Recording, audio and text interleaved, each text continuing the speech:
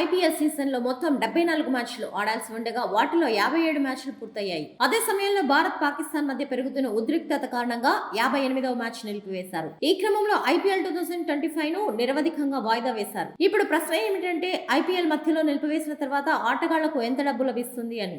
Suspended Bharat versus Pakistan మధ్య వేగంగా పెరుగుతున్న ఉద్రిక్తత దృష్ట్యా బీసీసీఐ ఐపీఎల్ ను మధ్యలో నిలిపివేసింది. ఈ సీజన్ లో 58వ మ్యాచ్ ధర్మశాలలో Punjab Kings versus Delhi Capitals మధ్య జరిగింది. మే 8న జరిగిన ఈ మ్యాచ్ సందర్భంగా పాకిస్తాన్ డ్రోన్లను ఉపయోగించి భారతదేశంలోని అనేక నగరాలపై దాడి చేసింది. ఈ కారణంగా జాగ్రత్తలు తీసుకుని మ్యాచ్ ను మధ్యలో నిలిపివేసి ఆటగాళ్లను, ప్రేక్షకులను స్టేడియం నుంచి సురక్షితంగా తరలించారు. ఆ తర్వాత భారత బోర్డు అత్యవసర సమావేశాన్ని ఏర్పాటు చేసింది. ఇప్పుడు టోర్నమెంట్ రద్దు చేయాలని నిర్ణయం తీసుకున్నారు. దీని అధికారిక ప్రకటన కూడా త్వరలో వెలువడనుంది. ఇటువంటి పరిస్థితిలో సీజన్ పూర్తి కాకపోవడం వల్ల ఆటగాళ్లు జీతాలు తగ్గుతాయా అనే ప్రశ్నలు తలెత్తుతున్నాయి. వారికి ఎంత డబ్బు వస్తుంది ఇప్పుడు తెలుసుకుందాం. ప్రస్తుత ఐపీఎల్ సీజన్ లో మొత్తం 74 మ్యాచ్లు ఆడాల్సి ఉండగా వాటిలో 57 మ్యాచ్లు పూర్తయ్యాయి. ఇందులో 58వ మ్యాచ్ మధ్యలో ఆగిపోయింది. దీని ప్రకారం ఇప్పుడు ప్లే ఆఫ్లు, ఫైనల్ తో సహా మొత్తం 16 మ్యాచ్లు మిగిలి ఉన్నాయి. కానీ టోర్నమెంట్ నిలిపివేసినందుకు ఈ మ్యాచ్లు ప్రస్తుతానికి జరగవు. కాబట్టి దీనికోసం ఆటగాళ్ల జీతం తగ్గించబడుతుందా లేదా అనే ప్రశ్నకు సమాధానం తెలియలేదు.